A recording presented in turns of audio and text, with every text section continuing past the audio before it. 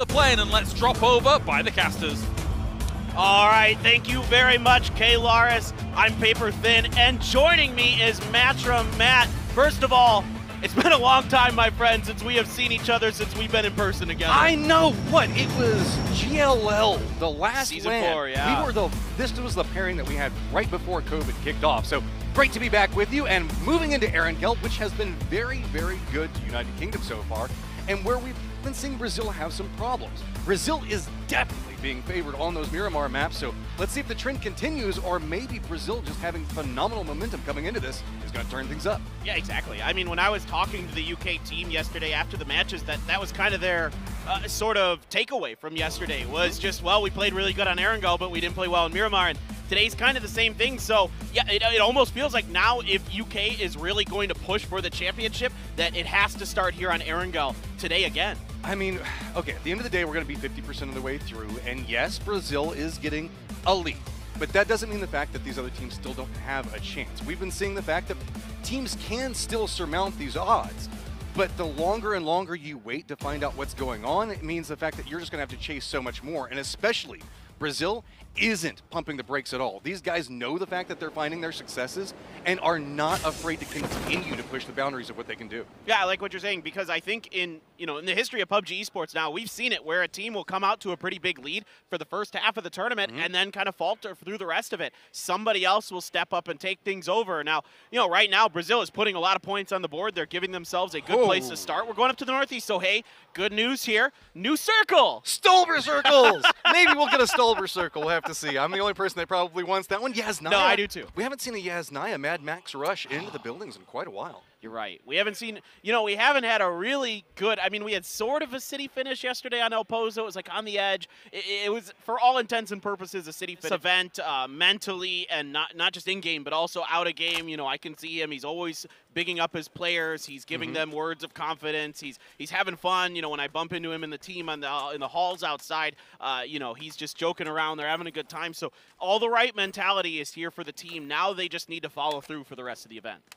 Now the question comes into play, Vietnam. These guys have been a little all over the place. But that being said, they're very fun to watch. These guys have a very good awareness of what their win conditions are, and when they need to pounce, the problem is just finding a way to get into positions. Rotations have not been friendly to them. Yeah, at times it seems like they haven't quite figured out how the lobby is maneuvering and the timings and things like that. So for the Vietnam team, again, I'm telling you, these guys are so good, top to bottom. I love watching them in APAC. Clories in particular has just a sixth sense on how to kind of stay alive, get into the late game, get extra points for his team if things go sideways early. So they've got good fallback plans behind, early stumbles. Now we'll see if today they can continue to right the ship a bit. They've had a decent day so far, of course, up there in 5th place with 60 points. It's a team that I think a lot of people are sleeping on, and personally, I had them definitely finishing top 8, and I thought for sure top 5 was possible. I know a lot of people are having expectations for them, myself. But I mean, we have seen signs of life coming from them, with the exception of, I don't know, Vietnam dropping a grenade right back behind them on a game that they were playing very efficiently. We know that this is a team that can bounce back, and Erangel did seem to be a preferable, I guess, map for them yesterday, if you could say even Erangel was preferable. I'm kind of surprised off that. I thought Miramar would be where they're much more comfortable. Yeah, I get what you're saying a lot, because like the Sonics in particular have always impressed me on Miramar, and with Win there and Shrimsy, I thought maybe they would be able to get tough. They had an okay day. They're just they seem to just be a little off in terms of like coordination and working together. I mean, the pieces are there. This team's good. It seems like they're still just not quite as gelled as some of the other teams. I think a perfect example is whenever we saw the push inside the last game from USA being very aggressive, running up the hillside, and they threw the nade, and it ended probably, I'd say, about 5 meters before it needed to. Like, it's these near misses is what's going on with USA, so I have to see if maybe they can start to rally that. That said, if you guys have your map open, Australia's been kind of quiet today, but already in a good central position. You can see making their movement in, but it's almost like I know where the spectators are going to go as they come into this. Argentina is going to be around where they're at. It's almost like you've done this before. I know. I might know something about what's going on. Is Argentina? Fisher, you might want to get the hell out of there. This is going to be a problem real fast, man. Yeah, yep, that was, you couldn't even finish the word problem and he was already done. So good job here by Australia to react quickly to take the point. And, for Argentina, they opt for an early 2-1-1 spread. And those are difficult, and especially in lobbies like this where teams are going to feel you out. You know, we've seen that Australia and others have been keen to try to take those odd man advantages. I mean, think about the first game yesterday where they pounced on Canada early. I also feel like Australia was performing significantly better on Erangel Yes. itself. That said, the rest of this lobby has a big problem. We've got Korea that's in Yasnaya, and then just to the east of that, we've got Australia, and then north of this is all Stolber. So congratulations on trying to make rotation through this map, and I hope it all ends well, because we even have Brazil that's coming over here and taking over Lippo, so there's very few options to safely rotate here. Yeah, I mean, the eastern side of this circle is completely congested. There's nowhere to go. So I like what, for example, China's doing right now, rotating all the way up north through Severny, USA, also taking that same path. So those are safer paths to take, and I appreciate that they're doing it. You know, for Korea, for example, Yasnaya is their drop spot. So they got nowhere to go. They might as well just stand pat and see if they can keep some vehicles safe, see if they can kind of guard their territory, watch those fields out to the north and the south, see what's going on around them. See, picking up some loot there. Nice little present left for them by Fisher. Most of our rotations are starting to finish out, and you can see what's going on in Yasnaya right now, as we do have Japan that's managed to make a foothold in this position as well. Almost everything else is pretty quiet.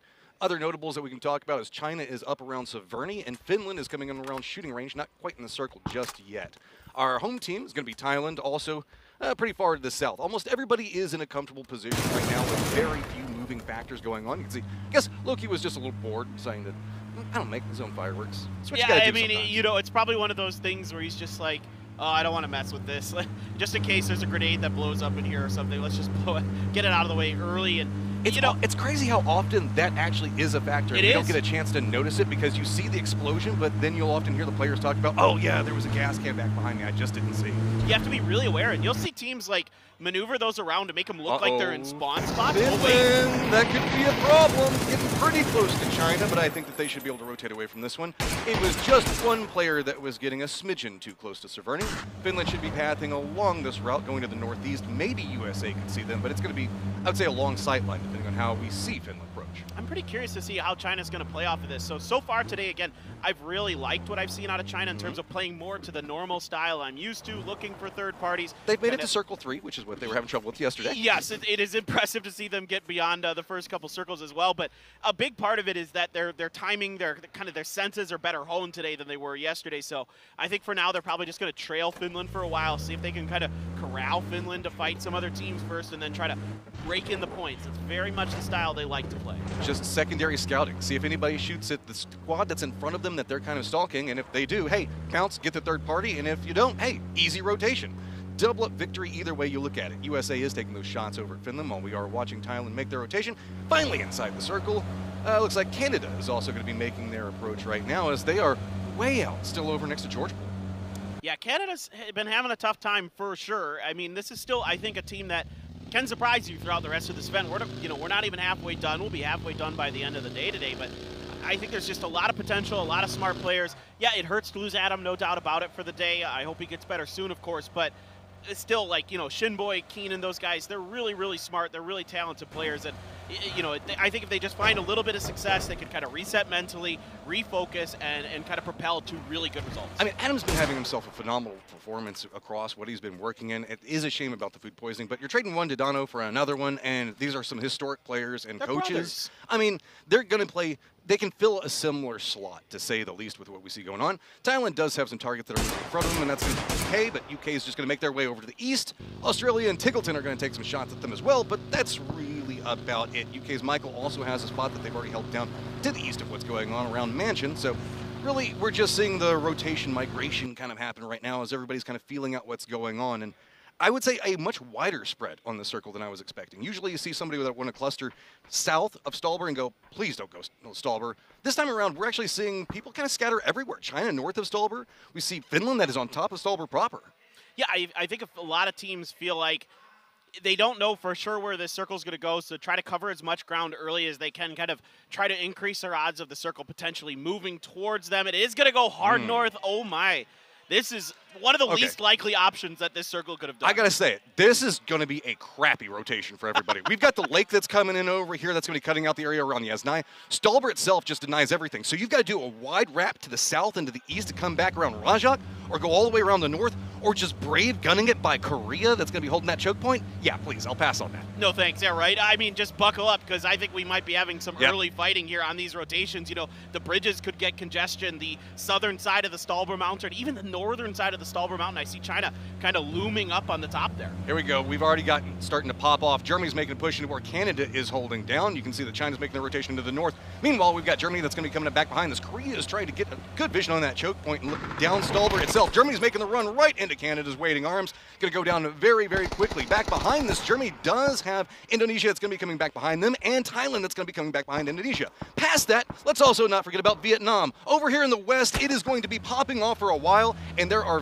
very limited locations to be playing from. Yeah, the dominoes are falling here as every team is trying to make their way in towards this next circle. Korea's trying to push all the way to the top. Yeah, all the way to the top of the mountain. They want to work top to bottom here on Stahlber. It's a little bit easier on this mountain to work top to bottom because there's a lot of foliage and other things that do give you a little extra cover. Did they sneak in? They cut the engines off of this. You can see Finland did read it. Degree is going to feed that information over. USA is down below, but doesn't have good vision on what's happening right now. So Finland's playing this. Now it's going to make Korea have to make some very difficult decisions on how they want to play around this. They are very aware that Finland is close to them as well. I think, you know, Seoul's going to back out here, so that's going to open up an opportunity. Tire pop by Correct, and immediately a response from Diggory. That's not nice, Diggory. H1 was trying to help you out there. Correxy's now going after Seoul.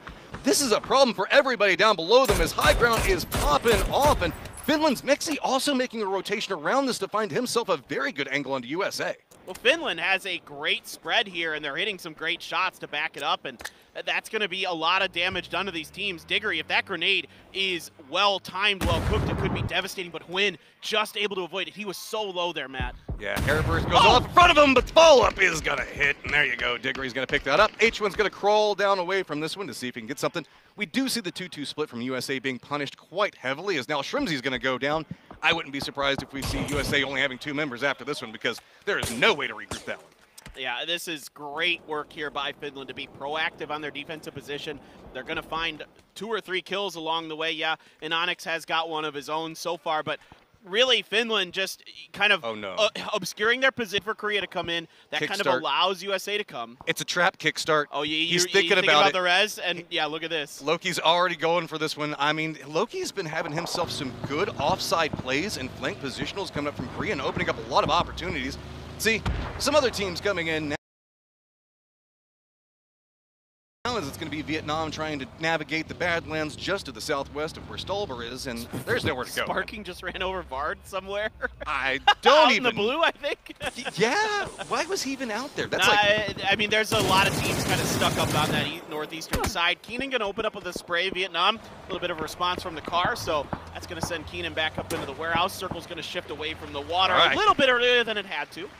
This is going to be an interesting one, all considered. Korea still using that high ground to harass USA, and USA just cannot find any way to make this one work together. It does look like they did get that res. The trap wasn't too efficient, but Lash is already waiting for them. USA in a world of hurt. Kickstart, last one up, tries to pre-fire the side of it, does get Lash down, but now here come the reinforcements. He's too low, and it's going to be USA eliminated first. Well, let's see how aggressive Finland is going to get onto this, because that is a knock here onto Korea. And Onyx trying to rotate to cover his teammates. Meanwhile, up on the north side of the circle, Brazil has China looming up ahead. Finland also saw this firefight and is moving down this hillside. They've got Taipei that's going to be back behind them, so they're being forced into this position. I don't know. Hina might just going to crash right into these rocks, and it's starting to get real compressed along this hillside. Hey, look, free US. Like, congrats. Like, there's all these cars here, and look at them. They have to check every rock at every corner because, you know, when cars are there, you suspect that there's going to be players there as well. And actually, it turns out that all of Korea has already backed out of this position to kind of move into that spot they took from the USA. And I'm pretty impressed. They were so spread out early. They lost one to Australia, but since then, they've been able to regroup. I'd be careful coming up back behind them right now. Maybe I'm speaking too soon. Just a touch. I know USA is also going to be kicking themselves. This is a very strong position with their 2-2 split that they had a second ago. That's we might be seeing this be a key factor now that Korea's managed to take it from them. Other moving factors right now is we do have Japan that might make a move. And what do we got going on over there? Well, there's a fight brewing one way or another here. As see, you're such an analyst. You're caught up in the action. I'm trying to figure out what's going on in the pit. Was there like a date kind of thing going on there? I think was so, there like a kiss cam kind of thing? Like somebody got caught. Somebody's supposed to be somewhere else. All right, ooh, good grenade there from Michael. Fine sparking, so early damage done to Brazil here, man. Oh, and Michael's got just such a sneaky position over here. Brazil still looking up the hillside. I don't think it's been spotted. I think finally they should be able to source that, and that is just landing right on top of him. Vex got a beautiful angle on the side of it. LFB is going to be down. Haven, though, trying to get some more out of it, does take down Vex, and again, Haven being a star performer for Brazil. Can he hold it up as Michael is running into this one? It smokes down vision minimal as both teams are trying to survive right here on the edge of the zone. What a turn there by Haven with 14 HP, trying to throw some stuns outside of the smoke. He's going to go around the edge, catches the foot. Gotta be careful with it. He's just throwing down flashbangs in the smoke. There's Near on no vision. Everybody is just dancing around trying to spot it. VHC gets a spray into one, trying to pick up more. Haven's outside in the blue, and it is just throwable. I mean, what a maneuver there to throw the stun at his feet while he's running through the smoke to distract his opponents to give his teammate a chance to pick up a big kill. See how we see this. VHC making a counter move around. We still have UK alive to the north of this, but Taipei has been listening to it as well as China to the south, and both of these teams are waiting to pounce on whatever's going on. They feel like they can pick up some points. You can see on the opposite side of this, there are very few ways to move around it. Argentina and Finland now bumping into each other. I mean, eventually Finland's just been fighting too much. They took such a desirable spot so early, and everybody else wants it. Michael in the blue behind a rock. I don't suspect he's going to go for much. VHC going to line up the grenade. Comes up just a bit short there, and Michael, ooh, this might give him an opportunity here to at least try to find the kill on a VHC. 1v1 that never ends, but Chinese Taipei has vision on it. Are they going to let Michael at least try to get his fight off? I don't know. Australia also doing a lot of supervision on what's going on down this hillside. VHG is inside the safe zone, but no matter which way he goes, he's going to get spotted out. It's just a matter of time before somebody gets a vision on this one, and finally it is going to be Saber takes down Michael. Now it's just a matter of what we can see going on to the north of it as, all right, VHG, you're going to try to send it, but there's no safe way to send it. Yeah, but he's got a revolver. Easy win, right? All right, Martinson going to take care of Luke 12 there as VHC going to try to wrap around China's flank. Xiaolu opens up, not able to find a tire or any damage. This compound is open, but it's outside of the next circle, so if VHC has to stop here, it will give him a moment to heal up or whatever he's got to do. But after that, I mean, that US is super beat up. It's not going to take long before it explodes. Oh, nice hold up coming up from Indonesia. You can see the Turkey was trying to make the play into this one and quickly picked off. Nil doing a great job on continuing to survive right now as Turkey is dancing around the outside of this one. They also have one of their members very far out in the distance. Actually, both of the members are quite away from this. So trying to feel out their approach. Now it looks like they might be eyeing Japan's side. Turkey's going to find themselves outnumbered in any fight that they now go for. Yeah, Canada cruding right in between Germany and Thailand, and they do find enough open space that they're going to be able to get to this rock line. But that means they have two teams looking in their back. Meanwhile, Korea has been harassing Vietnam and the other teams on the other side of this hill. And like I was talking about, you know, Canada, yeah, they're going to get to that position. They can make the vehicle fort on the side of it, but that means that you're still going to have a couple different teams watching. He's still alive. He's still alive. I don't know. He's driven by China. He's driven by Thailand. He's now driven by Canada. I think he's just rolling right into the center of the circle like, I'll just take this. Hey, look, there's a crate. Why don't you just go for it? Nobody's going to shoot you anyway. I think he got a new US even. I mean, everything is just coming up Brazil right now. That is a huge movement from him. How? I don't know, Matt. I'm as perplexed as you. China's now caught up fighting Thailand. Thailand's trying to make the move into where we saw Canada just make a move for.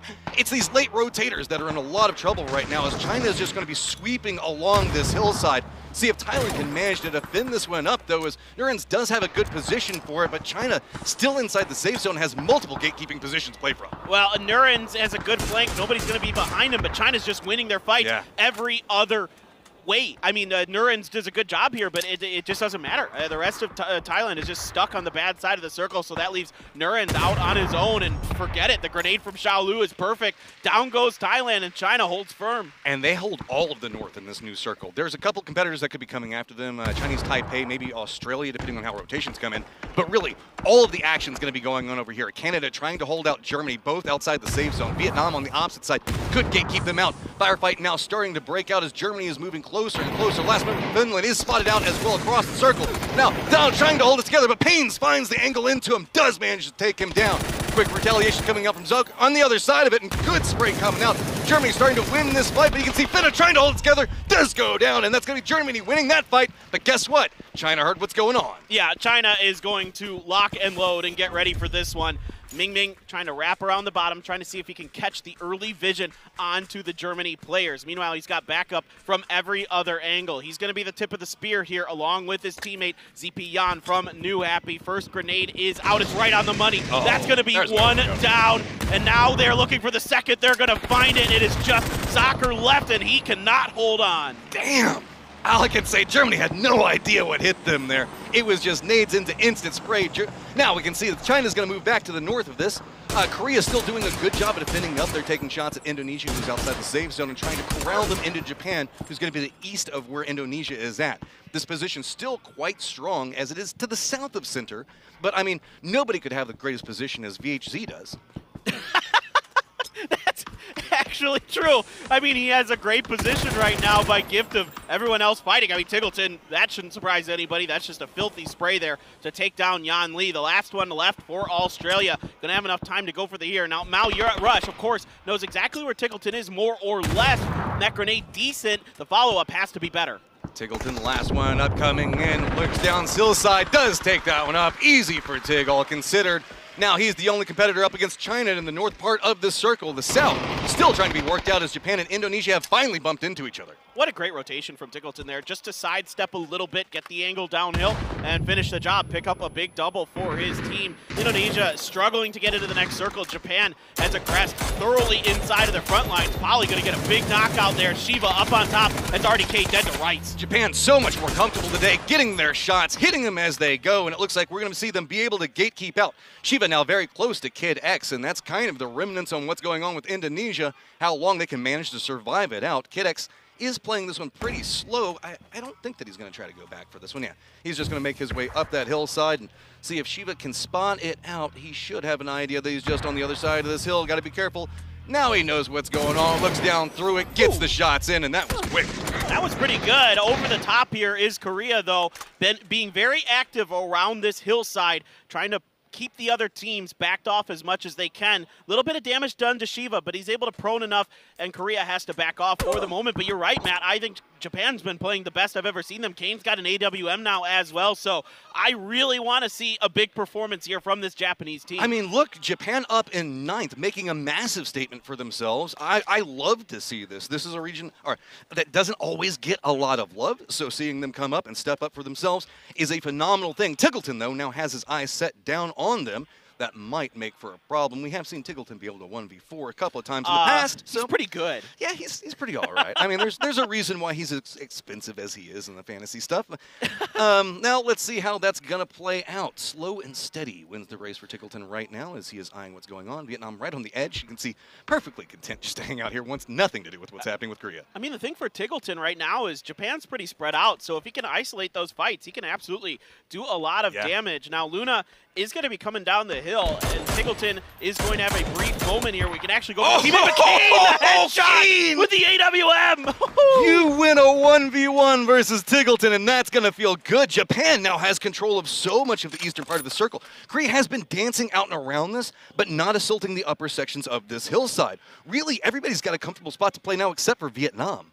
Yeah, actually, Vietnam's just kind of stuck prone on the side of this hill. China has been putting pressure on them. Korea's been putting pressure on them. So, you know, they kind of have to wait this out. It's going to be about just sniffing out a perfect timing. And with teams like China and Korea there, that's so difficult. They're so disciplined. They're so smart. You know, they know that Vietnam is stuck in a bad position, and they're absolutely going to try to punish them for it. I also got to point out here that Kane still had like 6 frag grenades left. So, dude, Japan can really find some value here if they have to, like, say, fight Korea, try to take Korea out of that house. That means they have a lot of utility to displace the teams. And how vertical this section of the circle is, I mean, having nades out, you can just do so much damage from such a safer position.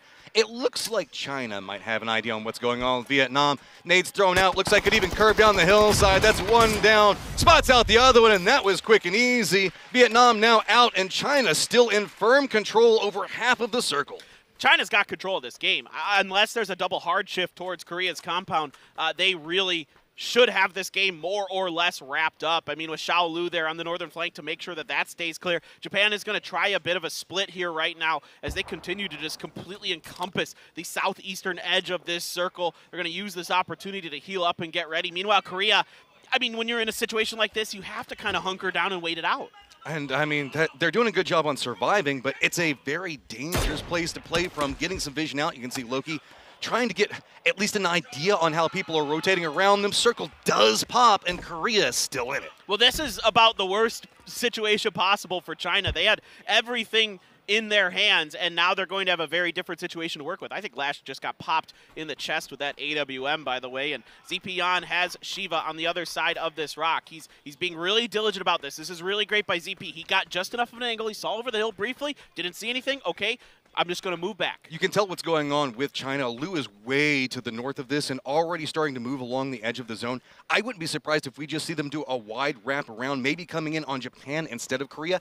I like that. This is a very uphill battle that we could see China having to fight against, and instead use the information that they've already gotten what's going on to the north, encircle what's happening with Korea instead of trying to assault up that hillside right into Korea's face. That's a problem because they don't have any information on that either.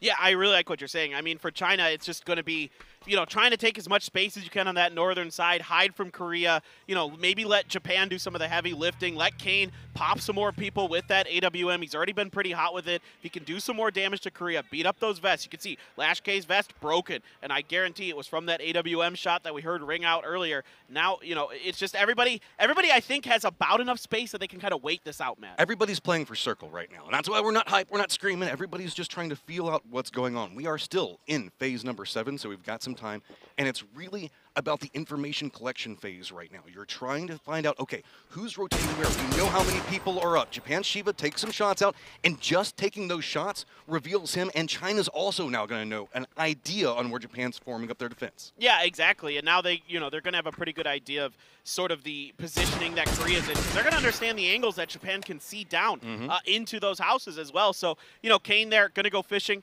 with his AWM, gets popped a few times by China, but is able to fully heal, no problem. Still has a full level, or pretty close to full level 3 helmet. The vest is pretty beat up, as you would expect at this point in the game, but all it takes is a couple really good shots with this gun, and it's a game changer. Right, playing it slow. Kane's got himself a good angle, but man, it is a scary angle to go from X-Lift, trying to get some damage in, and it's really just shots across a wide open area. Korea hears everything that's going on, but nothing connecting to really make anybody want to make any movements. This is a very wide open terrain to try to push across. Goes for it, doesn't connect. Even if you see a knock, it is going to be so scary to cross this distance for it. Trying to see if maybe you can get some damage on it, get some knocks. Maybe that could provide something, but it is so hazardous to move through the circle. Oh, just a bit late on that follow-up shot, but China has to make a move. They have to rotate as the circle is just sort of centered up. Kane here trying to line up, trying to find the timing, trying to find the angle. Loki is going to be able to see a bit of Xiaolu there, so we have to keep our eyes on that one. Everything's moving north. Now Korea can start to see what's going on. These shots now starting to connect. Loki's got some vision on what's happening. See if maybe he can hit the backside of what trying to pull out, but not going to get enough, and it's really just a peak battle all across the circle. All right, Kane, you've got an opportunity here to maybe start getting into range of those grenades as well. Your teammates are here to back you up, and Ming Ming taking a whole bunch of damage from the crossfire of Korea and Japan. X-Left trying to just look around and trying to back off the angle that Poly has there, but right now it's going to require smokes to move forward. China is trying to live so hard. I mean, they're navigating this as well as you can, considering they're caught inside of a crossfire. They can't even make it inside the safe zone. They still have about another 20 meters that they're trying to do, and they're using all of their smokes, throwing down a wall, trying to deny vision, and now it looks like they're opting into assaulting the Korean side of this. That means Japan's gonna have the high ground, trying to start spraying into what's going on, but Korea already knows! They've got a read on it, goes into the spray, Lu goes down, Ming Ming drops to his belly, and now it's a waiting game, trying to figure out if they can make the assault, and Nonix drops nades right on top of them, and China is running out of members. They don't have any way to make it into this. Japan assaulting with snipers, it is so harsh. I mean, Kane there is doing so much damage. Zepion down to just 4 health. Korea holding the line so well. Kane getting rocked as he goes up the hill. Barely able to get behind that rock, and now he's got more damage from Luna. ZP, he's stuck. Yeah, he's done. Nothing to do. Now Japan, very aware of where Korea is playing from, but Poly has made a sneaky little move. Very close. You can see Loki already aware of it. Circle is going to pop, and we're going to be moving into the center of everything. But guess what? Japan has a pretty decent inside track. I actually don't know. I think that Korea has a couple of terrain pieces that they can play to move forward, but it's going to be hard to jockey and see who has better center movement in this. And they know about Poly's position due to the fact that Poly was putting Crossfire down onto China. Yeah, he's just going to get instantly punished by Loki there as Loki trying to get out that door, but Kane still still plenty of bullets inside of that AWM. And look at this, Loki's almost out of 5-5. I mean, problems are starting to abound. Korea knows that they need to make their move. Those snipers lined up for Japan, you can see, still trying to find something out of this one. Korea not certain if there's anybody inside the smokes, and you have to play it safe as you're moving forward into this one. But that does mean more utility that is being lost. Japan up on the top of it, getting a read on how Korea is assaulting this. Are the shots going to connect? Can they make this work? You know Japan wants it so bad. Korea, though, wanting to climb up. They know the fact that they're starting to assault the top of the leaderboard, and this could be an opportunity for them. But it's all going to come down to these couple of shots between them. And Onyx finally starting to make the run out. Are we going to see the shots connected to it? And it does! Follow-up connection, and now Japan has all the authority inside this fight, and Japan takes the win. Unbelievable, a battle of the PWS there at the end, and Japan is going to find their first win of the event, Matt. Just so well held there on top of that, and that's where the AWM can be so powerful, when you just brutalize teams on the low ground, force them into bad positions, keep them pinned, and even though Korea gets a few free kills onto China as they try to come in, it's Japan who holds firm at the end. We talked about it. If you're gonna